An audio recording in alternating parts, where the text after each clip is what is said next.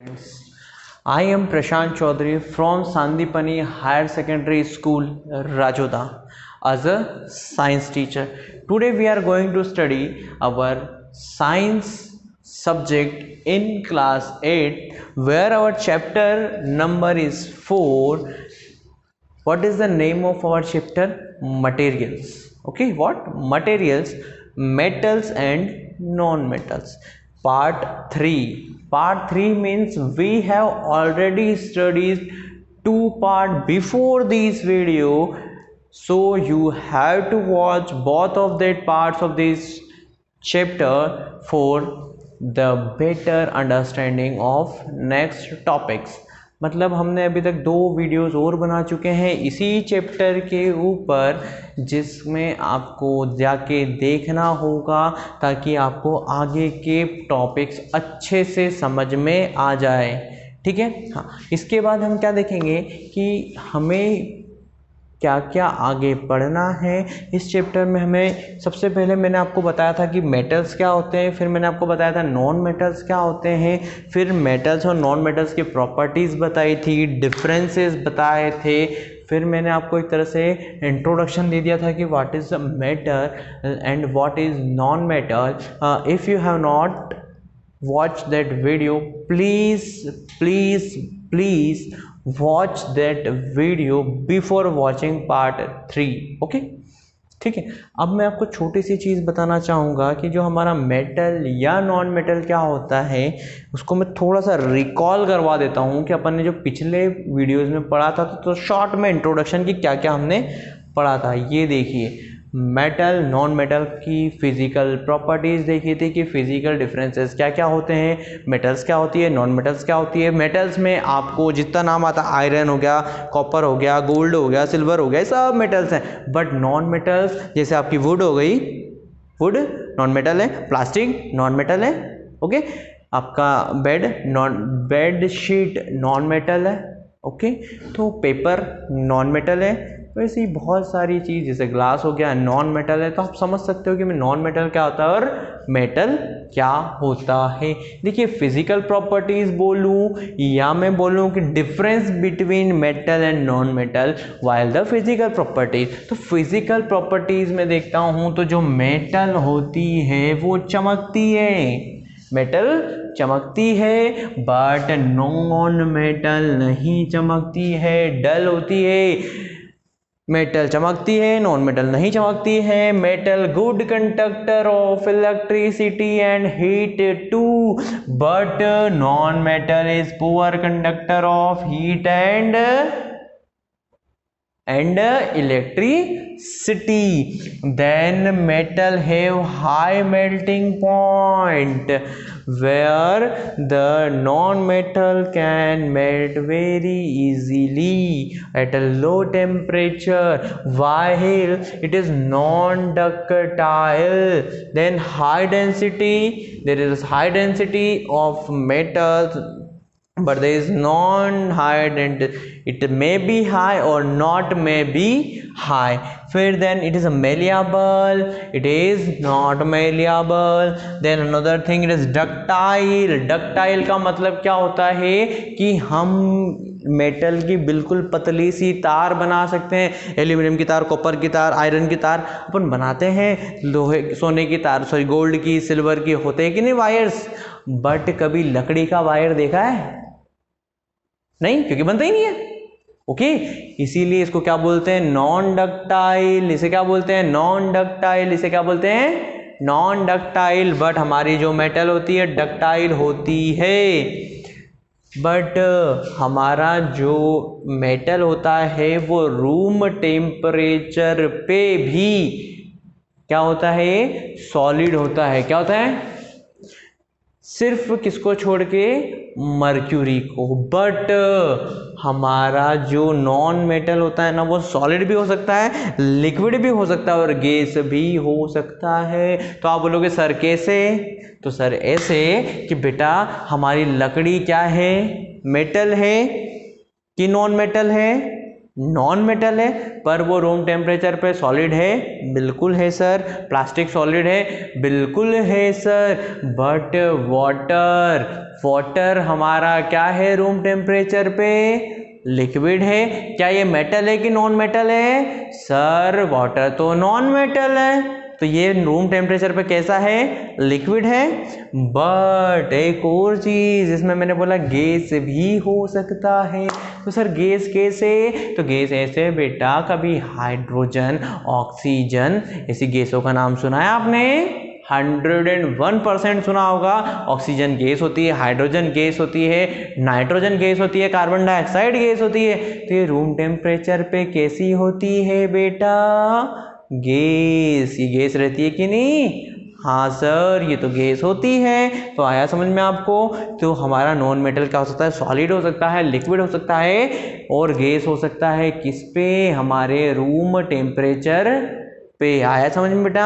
Next अगर मैं देखता हूँ कि हम इसे एक छोटी पतली शीट की तरह भी बना सकते हैं, बिल्कुल पतली सी शीट बना सकते हैं, बट क्या नॉन मेटल को बना सकते हैं? नहीं सर, नहीं बना सकते। वहीं ये देखो, ये ओपेक होगी, इसको बिल्कुल पतली सी बना देंगे तो क्या हो जाएगा? इसके आर पार नहीं दिखेगा। मेटल के आर पार दिखता है क्या? नहीं दिखता है। बट नॉन मेटल के आर पार दिखता है। प्लास्टिक बिल्कुल पतली सी होती है, पर आर पार दिखता है कि नहीं दिखता है? 101% सर दिखाई देता है। कांच बिल्कुल पतला होता है, पर सर क्या दिखाई देता है? जी हाँ सर, दिखाई देता है। इसलिए हम बोल सकते हैं कि ये क्या होता है? ट्रांसपेरेंट होता है। कब? जब इसकी बिल्कुल पतली शीट बना दी जाती है। बट कभी आपने एक चीज ध्यान दी हो, कभी अपन बाहर से खाना मंगवाते हैं, रेस्टोरेंट से खाना आया तो एक बिल्कुल सिल्वर कलर से लपेटा हुआ आता है, देखा है कभी? नहीं देखा है? कोई बात नहीं, आपने मिठाई तो खाई होगी। मिठाई के ऊपर एक बिल्कुल पतला सा चांदी तरह का एक पेपर लगा होता है, वो क्या होता है? वो भी मेटल की बिल्कुल पतली सी थीन शीट होती है, पर वो शीट हम खा भी सकते हैं। बट क्या उसके आस पास देख पाते हो आप? नहीं देख पाते हो। वही मैं आपको बताना चाहता हूँ। देखो बेटा, सोनोरस होता है। सर सोनोरस का मतलब क्या? ये नहीं होता है सोनोरस। तो बताओ सोनोरस का मतलब क्या होता है? मंदिर गए हैं आप सब गए हैं? घंटी तो बजाई ही होगी ही आप सबने। कैसे बजाते हैं सर? टन करके आवाज आती है। वो टन करके जो आवाज आती है उसको बोलते हैं सोनोरस प्रॉपर्टी। क्या बोलते हैं? क्या लकड़ी को ठोकेंगे तो उसे आएगी आवाज? बिल्कुल भी नहीं सर। तो इसीलिए मैंने क्या बोल दिया कि जो नॉन मेटल होती है वो नॉट सोनोरस होती है, बट मेटल सोनोरस होती है। टन, कोई सी भी मेटल को बजा के देखो आवाज आएगी ही। क्यों? क्योंकि सर इसके अंदर प्रॉपर्टी होती है, जिस प्रॉपर्टी को हम क्या कहते हैं अंग्रेजी में? सोनोरस। आगे देखो बेटा, केमिकल प्रॉपर्टीज। जैसे अभी तो मैंने फिजिकल प्रॉपर्टीज पढ़ी थी अपन ने। ये फिजिकल प्रॉपर्टीज हमने हमारा पार्ट नंबर 1 में देखा था। किसमें देखा था? पार्ट नंबर 1 में। पार्ट नंबर 2 में हमने क्या देखा था? Chemical properties. तो केमिकल प्रॉपर्टीज में बेटा हमने बहुत सारी केमिकल प्रॉपर्टीज देखी थी, कि जैसे जंग चढ़ना, पानी से रिएक्शन, बहुत सारी ऑक्सीजन से रिएक्शन, है ना, एटमॉस्फेयर में रिएक्शन। तो ऐसी बहुत सारी रिएक्शन देखी थी अपन ने मेटल्स की। तो मैं सबके बारे में तो बात नहीं कर सकता, बट इसको ही मैं आगे कंटिन्यू करने जा रहा हूं। किसको? केमिकल प्रॉपर्टीज को, है ना बेटा। तो मैं केमिकल प्रॉपर्टीज को कंटिन्यू क्या करूंगा? तो बेटा जो आगे देखते हैं मैं क्या करने जा रहा हूं। यहाँ देखिए, यहाँ एक हेडिंग लिखी हुई है। इस हेडिंग में क्या लिखा हुआ है देखिएगा? Reaction of metal, reaction of metal with acid, reaction of metal with acid. बेटा एसिड नॉन मेटल पे डालोगे तो हो सकता है वो जलने लग जाए, बट मेटल के साथ अगर डालेंगे तो वो रिएक्शन करेगा और हमें सॉल्ट और हाइड्रोजन देगा। क्या देगा बेटा? When a metal reacts with an acid the product are salt and hydrogen gas. मतलब जब भी कोई भी मेटल एसिड से रिएक्शन करेगी तो हमें नमक के साथ क्या मिलेगा? हाइड्रोजन गैस मिलेगी। नमक के साथ क्या मिलेगा? हाइड्रोजन गैस मिलेगी। तो सर कैसे? कभी देखा है? आगे मैं आपको रिएक्शन भी बताता हूं, उसके पहले समझते हैं थोड़ी सी चीज थ्योरी वाइज, फिर मैं रिएक्शन बताऊंगा, आपको बहुत अच्छे समझ में आएगा। The salt product depends on the metal and type of acid involved in the reaction. कौन सा सॉल्ट बनेगा ये डिपेंड करता है कि कौन सी मेटल को किस एसिड के साथ हमने मिलाया है, क्योंकि सबके फॉर्मूले अलग अलग होते हैं। सर फॉर्मूले क्या होते हैं ये भी मैं आपको थोड़ी देर में बताता हूँ। When a metal reacts with hydrochloride acid the salt product is metal chloride. मतलब अगर हमारी मेटल हाइड्रोक्लोरिक एसिड से रिएक्ट करेगी तो मेटल क्लोराइड देगी। अगर when metal reacts with sulphuric acid से देगी तो मेटल सल्फेट निकलेगा। और वहीं मेटल नाइट्रिक एसिड से रिएक्शन करेगी तो मेटल नाइट्रेट निकलेगा। आया समझ में बेटा? देखो ये होती है रिएक्शन। सर इसका क्या मतलब? इसका ये मतलब होता है बेटा कि जब मेटल और एसिड को साथ में मिलाया जाता है तो हमें क्या मिलता है? एक मेटल सॉल्ट और हाइड्रोजन मिलता है। तो सर ये रिएक्शन क्या होती है? रिएक्शन ये होती है बेटा, देखो मैग्नीशियम देखा है आपने, मैग्नीशियम को अपन केमिकल फॉर्मूला क्या है? Mg। तो ये Mg plus hydrochloride acid. Mg का मतलब महात्मा गांधी नहीं, Mg का मतलब होता है मैग्नीशियम, वरना तुम महात्मा गांधी मत समझ लेना। आया समझ में? ये होता है मैग्नीशियम और हाइड्रोक्लोराइड एसिड, ये HCl जो हमारे पेट के अंदर होता है, खाना पचाने में काम आता है, इसको बोलते हैं HCl। HCl का रिएक्शन हमने किससे करा? मैग्नीशियम से। तो इसने क्या दिया? Magnesium chloride. ये हमारा सॉल्ट है। क्या है ये हमारा? एक तरह का नमक। और ये हाइड्रोजन गैस इसमें से बाहर निकल गई। मतलब ये Mg ने Cl से रिएक्शन ली और MgCl हो गया, वहीं H बाहर निकल गए, H बाहर निकल गए। फिर देखिएगा नीचे एल्यूमिनियम का नाम तो आपने सब नहीं सुना होगा। तो एल्यूमिनियम को बेटा Al से दिखाते हैं। किससे दिखाते हैं? A और L से, एल्यूमिनियम। और हाइड्रोक्लोरिक एसिड को HCl से। तो एल्यूमिनियम और हाइड्रोक्लोरिक एसिड को जब हम मिलाते हैं तो AlCl3 बनता है, साथ में क्या मिलता है? हाइड्रोजन, मतलब एल्यूमिनियम क्लोराइड और हाइड्रोजन। तो ये मेटल सॉल्ट हो गया। देखिए ये तो मैंने अभी आपको बताया किसके साथ? एसिड के साथ रिएक्शन। मेटल की आई होगी समझ में आपको बहुत अच्छे से। कोई डाउट हो तो आप बिल्कुल मुझसे पूछ सकते हैं। बट आगे हम पढ़ेंगे इसके आगे कि जब metal react with base and replace the available hydrogen so form salt as follow. मतलब जब रिएक्शन करती है बेस के साथ, कौन? मेटल। अभी मैंने एसिड के साथ देखी, अब बेस के साथ देखते हैं। तो बेस प्लस मेटल जब मिलता है तो मुझे क्या मिलता है? सॉल्ट मिलता है। और गैस मिलती है कौन सी? Hydrogen gas. सेम होता है एसिड में भी और सेम होता है बेस में भी। पर यहाँ देखिए समझिएगा, फॉर एग्जाम्पल इनने क्या लिया? Zinc Zn replaces hydrogen from the base NaOH and produce hydrogen gas. The reaction between sodium hydroxide and zinc can be represented as sodium hydroxide लिया मैंने, NaOH, सोडियम हाइड्रोक्साइड बेस होता है बेटा, अपन ने अभी देखा था बेस होता है सोडियम हाइड्रोक्साइड, देखा है अपन ने। फिर देखो बेटा जिंक की जब रिएक्शन सोडियम हाइड्रोक्साइड से होती है तो इसने क्या करा? इस H को अलग कर दिया, बाकी Na यही है, दिख रहा है Na, और जो ये O है ये O भी यही है और Zn भी यही है। सिर्फ इसने H को निकाल के बाहर कर दिया। आया समझ में? इसको रिप्लेस कर दिया तो इसे हम क्या बोलेंगे? N2ZnO2। ये N2ZnO2 क्या होता है बेटा? ये हमारा एक तरह का सॉल्ट हो जाएगा। तो इसने हमें क्या दिया? हमें रिप्रेजेंट करके कि हमारा गैस क्या निकाली इसने? हाइड्रोजन गैस को निकाल दिया। Hydrogen from the base and produce hydrogen gas. The reaction between sodium hydroxide and zinc can be represent. देखिएगा नीचे, it should be noted that not all metal react with base. इसमें क्या लिखा हुआ है कि ये आपको ध्यान रखना पड़ेगा कि सारी की सारी मेटल बेस के साथ रिएक्ट नहीं करती हैं। बेस के साथ सारी की सारी मेटल रिएक्ट नहीं करती है, ये ध्यान रखिएगा, ये इसको याद रखना पड़ेगा आपको। कि देखिए मैंने एक रिएक्शन ली आपके लिए बड़ी सी, समझिएगा। यहाँ मैंने एल्यूमिनियम लिया, यहाँ NaOH सोडियम हाइड्रोक्साइड मतलब बेस लिया। देखिएगा सोडियम एल्यूमिनेट बना, सोडियम एल्यूमिनेट बना, सोडियम एल्यूमिनेट बना, NaLO2। ये क्या है? हमारा सॉल्ट है। ये क्या है? हमारा सॉल्ट, और हाइड्रोजन गैस बाहर इसमें निकल गई। देखिए बेटा, इसके बाद अपने को लास्ट एक टॉपिक देखना है जिसका नाम है डिस्प्लेसमेंट रिएक्शन। मतलब कि ये क्या करेगी, डिस्प्लेस कर देगी। जैसा इसका नाम है वैसे ही इसका काम है। मतलब क्या हो गया, डिस्प्लेस करना मतलब एक को हटा के दूसरी की जगह लेके जाना, डिस्प्लेसमेंट होता है। डिस्प्लेस करना, मैंने आपको बोला कि बेटा ये मेरे पास एक रिमोट है, इस रिमोट को डिस्प्लेस करके इस हाथ पे लाना है। तो मतलब मैंने क्या करा, इसको यहां से उठा के यहां रख दिया तो डिस्प्लेस हो गया। इसकी जगह यहां थी, इसे छोड़ के यहां रखवा दी, डिस्प्लेस हो गया। तो यही डिस्प्लेसमेंट मुझे यहां भी है। देखिएगा, समझिएगा, तभी आपको समझ में आएगा।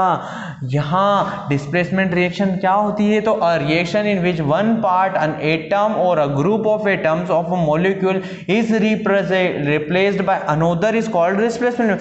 मतलब बेटा देखो, ये दो हमें मॉलिक्यूल्स दिए हैं जिसमें x है प्लस yz, एक मॉलिक्यूल ये भी है। ये या तो एक एटम को या फिर ग्रुप ऑफ एटम को उठा के उससे रिप्लेस करेगा। जैसे x ने किसको रिप्लेस किया, y को, तो x की, ये x की जगह y आ गया और y की जगह x आ गया, हो गया रिप्लेस। तो इसे हम क्या कहते हैं, डिस्प्लेसमेंट रिएक्शन। ये बेटा मैंने एक्स वाई जेड के नाम से लिया है। यहाँ पे इसमें हमें केमिकल फॉर्मूलाज लगाने होंगे। इसके बाद मुझे सिर्फ एक छोटी सी बात आपको बतानी है, समझानी है, जिससे आपको एक बहुत अच्छी चीज़ क्लियर हो जाएगी कि हम मेटल और नॉन मेटल को कहाँ काम में लेते हैं। ठीक है, मेटल समझा, नॉन मेटल समझा, क्या होता है, उनकी फिजिकल प्रॉपर्टी समझे, उनकी केमिकल प्रॉपर्टी समझी, वो उनके रिएक्शन समझे। अब ये समझेंगे कि इनको काम में कहाँ लेते हैं। तो इनको काम में कहाँ लिया जाता है, देखो देखो, metal such as copper and aluminium are used to make kitchen utensils, wire, statues etc. जैसे कुछ मेटल होती है, कॉपर होती है, एल्यूमिनियम होती है, कॉपर के वायर आते हैं, इनने बोला ये वायर बनाने में काम आती है। एल्यूमिनियम के भी वायर आते हैं, वो भी वायर बनाने के लिए। कॉपर की मूर्तियां देखी है बेटा, तांबे की मूर्तियां भी देखी होगी आपने, भगवान की आती है छोटी छोटी सी, वो बनाने में काम आते हैं। किचन में बर्तन बनाने के लिए काम आते हैं, एल्यूमिनियम के बर्तन आते हैं, कॉपर के बर्तन आते हैं। तो ये हमें बर्तन बनाने में काम में आती हैं। फिर metal such as gold and silver are use to make jewellery and decorative item. सोना चांदी से तो आप भली भांति परिचित होंगे ही। सोना और चांदी हम कहाँ यूज में लेते हैं, where we use gold and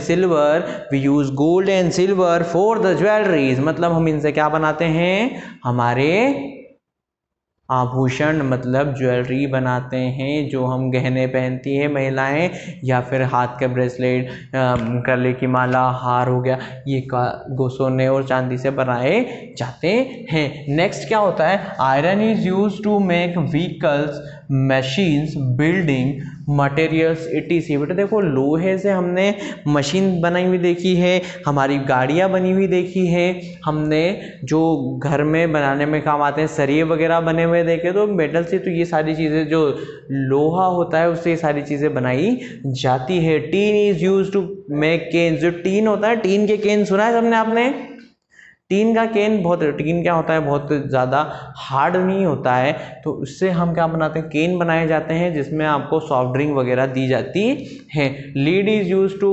make batteries. जो लीड होती है, लीड बैटरी में पाई जाती है, जो बैटरी नहीं होती है कि आप, बैटरी का मतलब क्या होता है बेटा, समझ में आता है, बैटरी जिसको हम चार्ज करके उसका करंट बाद में काम में ले सकते हैं, उसे कहते हैं बैटरी। और बैटरी में क्या यूज में आता है, लीड। आपके घर में, आई होप कि आपके घर में अगर इन्वर्टर लगा तो आपने इतनी बड़ी बैटरी देखी होगी, उसके पास रखी हुई, वो बैटरी के अंदर लीड होता है। क्या होता है, लीड होता है। फिर देखिएगा, zinc is use to make cell galvanize article. Zinc से सेल बनाए जाते हैं, जो छोटे छोटे सेल नहीं होते हैं, बैटरी के सेल है ना, बैटरी के सेल मतलब कौन से, अपनी टॉर्च के सेल है ना, अपने रिमोट के सेल, या फिर मैं आपको चाहूँ तो दिखा भी सकता हूँ, आपने सबने देखे भी होंगे, जो हम रिमोट में सेल लगाते हैं, दिख रहे हैं, इसके अंदर हम जिंक यूज में लेते हैं। तो आगे देखते हैं, फिर नॉन मेटल्स लगभग इन सब चीज़ों को छोड़ के बाकी सब जगह काम आते हैं। जैसे chlorine is used as disinfectant, bleaching agent, chlorine से हम डिसइंफेक्ट करते हैं। जैसे अभी कोरोना चल रहा है तो हम हैंड सैनिटाइज करते हैं, क्यों? क्योंकि हमारे हाथ का कोरोना मर जाए। इसी तरह डिसइंफेक्टेंट की तरह काम में आता है क्लोरीन। नियोन काम में आता है इलेक्ट्रॉनिक अप्लायंसेस में, लैंप में। Carbon in the form of diamond, carbon जो होता है, कार्बन नॉन मेटल होता है और कार्बन से क्या बनता है? आपका हीरा बनता है। क्या बनता है? हीरा। ओके, हीरा अपन हाथ से नहीं बना सकते, कोई मशीन से नहीं बनता है, ये नेचुरली खदान में बनता है। ये ध्यान रखना, आप ऐसा मत सोचना कि मैं घर पे बना लूँ। हाँ, ये घर पे नहीं बनता है। Then another thing is carbon in the form of graphite is use to make. Graphite का नाम भी आपने सुना होगा, नहीं सुना है तो घर में से अपना बैग निकाले, बैग में से कंपास बॉक्स निकाले, कंपास बॉक्स में से अपनी पेंसिल निकाले, शार्प करें और जो ब्लैक निकलता है जिससे अपन लिखते हैं वो होता है ग्रेफाइट, जो हमें पेंसिल, इलेक्ट्रोड या फिर लुब्रिकेंट बनाने में काम आता है। इसके बाद इसमें आता है सल्फर, जो पेंट वगैरह फर्टिलाइजर्स के काम में आता है। आई होप कि आपको जितना मैंने समझाया समझ में आया होगा, और उम्मीद करता हूं कि आपने इसके पहले के दोनों वीडियो भी देखे होंगे जिससे आपको पूरा चैप्टर बहुत अच्छे से समझ में आया होगा। अब आपसे एक छोटी सी गुजारिश, please like, share and subscribe the video and please study from our channel. Thank you so much.